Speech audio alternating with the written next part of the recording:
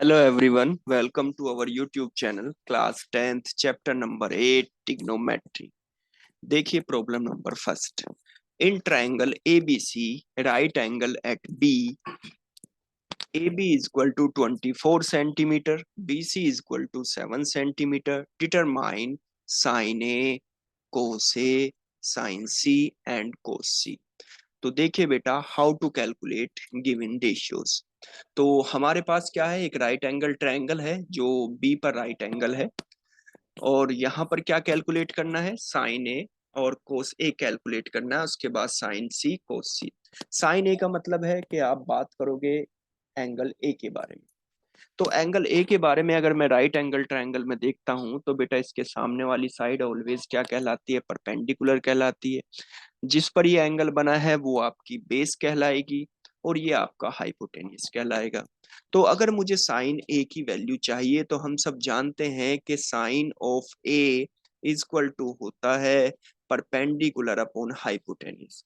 यानी कि परपेंडिकुलर भी चाहिए और हाइपोटेन्यूस भी चाहिए. तो परपेंडिकुलर की वैल्यू मेरे पास है, तो अगर मुझे साइन ऑफ ए कैलकुलेट करना है तो हाइपोटेन्यूस की वैल्यू मुझे और चाहिए. तो उसके लिए क्या करेंगे बेटा, ये राइट एंगल ट्रायंगल है और राइट एंगल ट्रायंगल की कभी भी अगर कोई दो साइड दी गई हैं और थर्ड वन हमें कैलकुलेट करना है तो हम बड़ी ही आसानी से पाइथागोरस थ्योरम लगाकर यहाँ पर कैलकुलेट कर सकते हैं. तो यहाँ पर भी हम क्या करेंगे बेटा, पाइथागोरस थ्योरम का यूज करेंगे और इन दो साइड की हेल्प से हम थर्ड वन यानी कि हाइपोटेनियस को कैलकुलेट करेंगे. आइए देखते हैं बेटा हाइपोटेनियस को कैसे कैलकुलेट किया जाता है. तो applying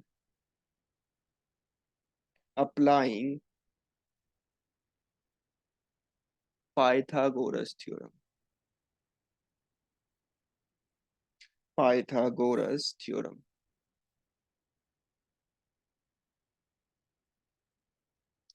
for triangle ABC we obtain. चलिए, तो क्या होता है भाई, पाइथागोरस थ्योरम ये कहती है अगर कोई राइट एंगल ट्रायंगल है तो उसके हाइपोटेनियस का स्क्वायर यानी कि H square is equal to होगा B square square of base plus square of perpendicular. ये कहती है बेटा. तो इसी चीज को हम यहाँ पर अप्लाई करेंगे. तो हाइपोटेनियस की जगह आप एच भी लिख सकते हैं, या इसका नाम एसी है तो आप उसको एसी भी लिख सकते हैं. यानी कि AC square is equal to A B square plus B C square. और यहाँ पर देखिए, एसी की वैल्यू तो मुझे कैलकुलेट करनी है, बीसी की वैल्यू मेरे पास पहले से ही रखी हुई है 24, और चूंकि इसका स्क्वायर है तो इसलिए स्क्वायर.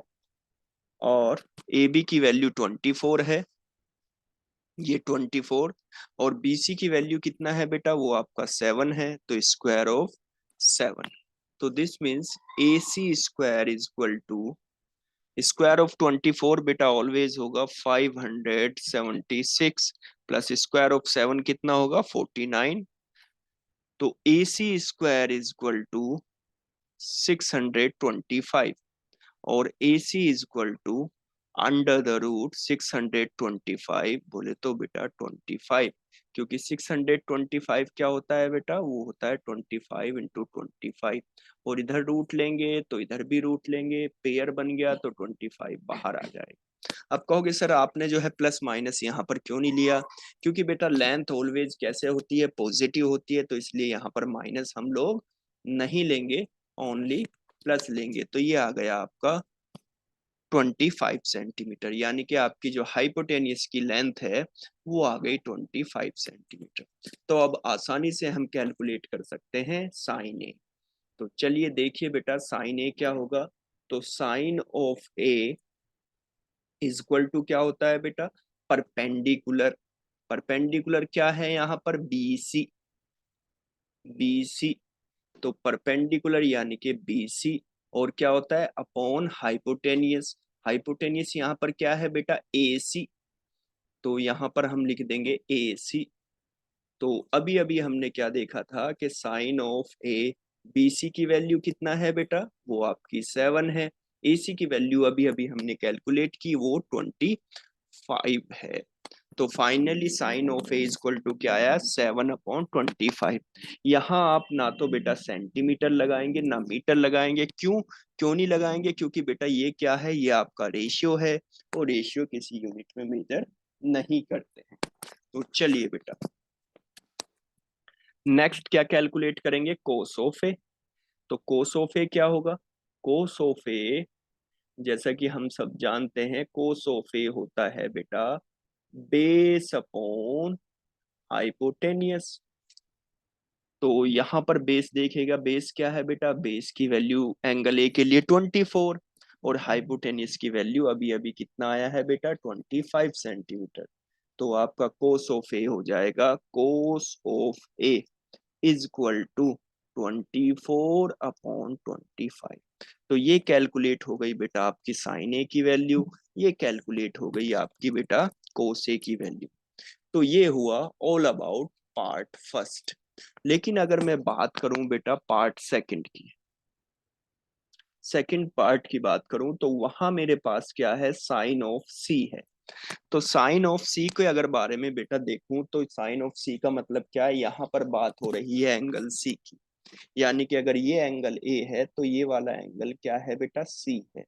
तो जैसे कि मैंने बताया था कि अगर कोई भी एंगल राइट एंगल ट्रायंगल है और एंगल सी की अगर हम बात कर रहे हैं तो उसके सामने वाली साइड जो है वो इसके लिए परपेंडिकुलर होगी और जिस साइड पर वो एंगल बना है ये आपकी उसके लिए बेस हो जाएगी, है ना। यानी कि अगर एंगल चेंज होंगे तो परपेंडिकुलर और बेस भी चेंज होगा। ये आपकी परपेंडिकुलर हो गई, याद रखना बच्चों, ये आपका बेस हो गया। लेकिन हाइपोटेनियस दोनों ही एंगल के लिए सेम रहेगा। तो चलिए साइन ऑफ सी क्या होगा बेटा, साइन ऑफ सी हो जाएगा परपेंडिकुलर। परपेंडिकुलर इस बार परपेंडिकुलर क्या होगा, ए बी और अपॉन ए सी। क्योंकि ध्यान से अगर देखोगे बेटा तो सी के सामने वाली साइड वो क्या है, उसका क्या नाम है, ए बी। ए बी यानी कि एंगल सी के लिए क्या होगा बेटा, ए बी परपेंडिकुलर होगा और हाइपोटेनियस तो ए सी तो सबके लिए ही सेम रहेगा, चाहे एंगल ए हो चाहे एंगल सी हो। तो साइन ऑफ सी, तो अभी अभी ए बी की वैल्यू कितनी पहले से ही हमारे पास है, ए बी की वैल्यू 24 और ए सी की वैल्यू कितनी है हमारे पास, वो 25 है। इसी तरीके से कोस ऑफ सी, तो इसके लिए भी चेंज हुआ है, क्या चेंज हुआ है बच्चों, इसके लिए भी बेस और परपेंडिकुलर चेंज हुआ है। ये एंगल सी है तो बेस अब क्या बन गया बेटा, ये आपका बेस बन गया, है ना। यानी कि इसके एंगल सी के लिए बेस जो होगा वो बी सी होगा। तो बी सी अपॉन ए सी, तो कोस ऑफ सी, बी सी की वैल्यू कितनी है बेटा, वो आपकी 7 है और ए सी की वैल्यू कितनी है, वो आपकी 25 है। तो फाइनली बेटा आपका फाइनली जो साइन ए कोस ए और साइन सी कोस सी आया वो आपका आ गया sine of A is equal to how much 7/25। Cos of A is equal to how much 24/25। ये तो हुआ first. Second, sine of C is equal to 24/25। Cos of C is equal to 7/25। तो ये हो गया बेटा क्वेश्चन नंबर फर्स्ट। ऐसे ही interesting video के लिए प्लीज बेटा like and subscribe our channel and hit the bell icon.